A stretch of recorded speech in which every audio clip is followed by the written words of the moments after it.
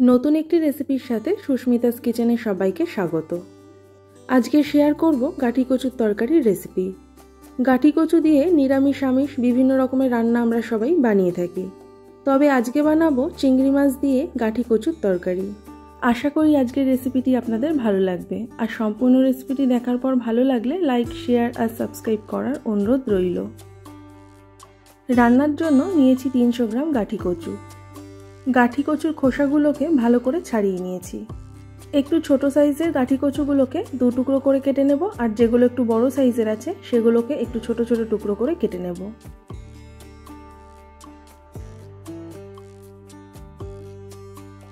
সব কচুগুলোকে কেটে নিয়েছি। যেহেতু কচুর গায়ে খুব বেশি পরিমাণে ময়লা থাকে, তাই খুব ভালো করে কচুগুলোকে ধুয়ে নেব। গাঠি কচুগুলোকে খুব ভালো করে ধুয়ে নিয়েছি, আর সাথে নিয়েছি 4টে মিডিয়াম সাইজের আলু। আলুগুলোকেও একটু ছোট ছোট টুকরো করে কেটে নিয়েছি। আর নিয়েছি চিংড়ি মাছ। মাছগুলোকে খুব ভালো করে ধুয়ে জল ঝরিয়ে নিয়েছি। দিয়ে দেব অল্প পরিমাণে নুন আর হলুদ। নুন আর হলুদ দিয়ে মাছগুলোকে খুব ভালো করে মেখে নেব। কড়াইতে দিয়ে দেব গাঠি কচু আর আলু, সাথে পরিমাণ মতো জলও দিয়ে দিলাম। আর দিয়ে দেব 1 চা চামচ নুন আর 1/2 চা চামচ হলুদ। জলের সাথে নুন আর হলুদ ভালো করে মিশিয়ে নেব। এবারে ঢাকা দিয়ে গাঠি কচু আর আলুগুলোকে হাফ সেদ্ধ করে নেব।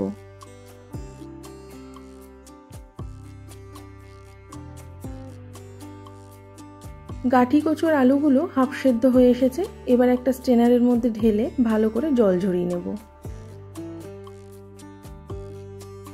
কড়াই খুব ভালো করে গরম করে নিয়েছি। দিয়ে দিলাম পরিমাণ মতো সর্ষের তেল। তেলও খুব ভালো করে গরম করে নিয়ে আলুগুলোকে দিয়ে দেব। আলু সেদ্ধ করার সময় যেহেতু নুন দিয়েছিলাম, তাই এখন একদম অল্প করে নুন দিয়ে দেব। নুন মিশিয়ে নিয়ে আলুগুলোকে হালকা লাল লাল করে ভেজে নেব। মশলার জন্য এখানে নিয়েছি একটা বড় সাইজের টমেটো, 3 থেকে 4টে কাঁচা লঙ্কা, 2টো শুকনো লঙ্কা আর 1/2 ইঞ্চ মতো আদার টুকরো। টমেটোটাকে একটু ছোট ছোট টুকরো করে নিয়েছি। এবারে সব কিছু একসাথে পেস্ট বানিয়ে নেব। ঝালের পরিমাণ একদমই নিজেদের ইচ্ছে মতো। এদিকে আলুগুলো ভাজা হয়ে এসেছে। এবারে আলুগুলোকে তুলে নেব। আপনারা চাইলে গাঠি কচু আর আলু না সেদ্ধ করেও রান্নাটি করে নিতে পারেন, কিন্তু অল্প সেদ্ধ করে নিলে রান্না করতেও বেশিক্ষণ সময় লাগে না। এবারে ওই তেলের মধ্যে দিয়ে দিলাম একটা শুকনো লঙ্কা আর সামান্য একটু গোটা জিরে।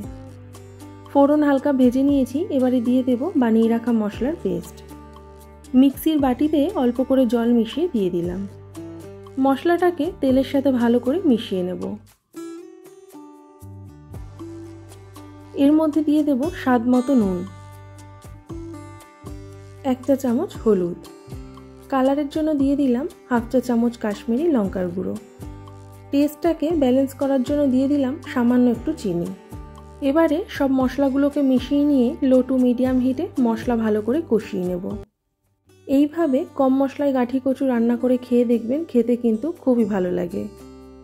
মশলা খুব ভালো করে কষিয়ে নিয়েছি, আর মশলা থেকেও তেল ছেড়ে এসেছে। এখন এর মধ্যে দিয়ে দেব সেদ্ধ করে রাখা গাঠি কচু, আর সাথে চিংড়ি মাছগুলোকেও দিয়ে দিলাম। গাঠি কচু আর চিংড়ি মাছগুলোকে মশলার সাথে খুব ভালো করে মিশিয়ে নেব। আমি গাঠি কচু আর চিংড়ি মাছগুলোকে আলাদা করে আর ভাজলাম না, মশলার সাথেই কিছুক্ষণের জন্য ভালো করে কষিয়ে নিয়ে একটু ভাজা ভাজা করে নেব। যারা নতুন বন্ধুরা আছেন, সম্পূর্ণ রেসিপিটি দেখার পর ভালো লাগলে অবশ্যই চ্যানেলটিকে সাবস্ক্রাইব করে দেওয়ার অনুরোধ রইল। আর যারা পুরনো বন্ধুরা আছেন অবশ্যই কিন্তু পাশে থাকবেন। লো হিটে 2 মিনিট মতো ঢাকা দিয়ে গাঠি কচু আর চিংড়ি মাছগুলোকে ভালো করে কষিয়ে নিয়েছি। সব কিছু আবার ভালো করে মিশিয়ে নিয়ে এবারে দিয়ে দেব ভেজে রাখা আলু।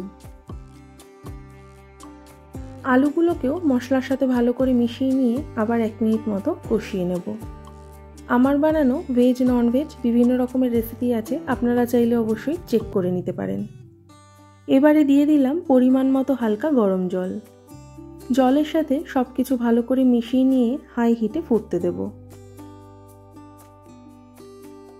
ঝোল ফুটে উঠেছে, আবার সব কিছু ভালো করে মিশিয়ে নেব। ঝোলের পরিমাণ আমি কিন্তু এতটা রাখবো না, তাই মিডিয়াম হিটে ফুটিয়ে ঝোল আর একটু কমিয়ে নেব। ঝোল অনেকটাই কমে এসেছে, আপনারা চাইলে ঝোলের পরিমাণ কম বেশিও করে নিতে পারেন। এখন দিয়ে দেব হাফ চামচ ভাজা মশলার গুঁড়ো। এখানে গোটা জিরে আর শুকনো লঙ্কা ভেজে গুঁড়ো করে দিয়েছি। আর দুটো কাঁচা লঙ্কা চিড়ে দিয়ে দিলাম। ভাজা মশলা তরকারির সাথে ভালো করে মিশিয়ে নিয়েছি। এবারে দিয়ে দেব ধনেপাতা কুচি। এই সময় নুনের পরিমাণ কিন্তু চেক করে নিতে হবে। ধনেপাতা ভালো করে মিশিয়ে নিয়ে আর কিন্তু রান্না করব না। এবারে গ্যাস অফ করে 2 মিনিটের জন্য রেস্টে রেখে দেব। তাহলে রেডি আমাদের আজকের চিংড়ি মাছ দিয়ে গাঠি কচুর তরকারির রেসিপি। আশা করি আজকের রেসিপিটি আপনাদের ভালো লেগেছে।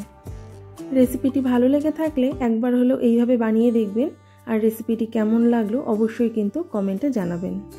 তাহলে আবার চলে আসবো অন্য কোনো দিন অন্য কোনো রেসিপি নিয়ে।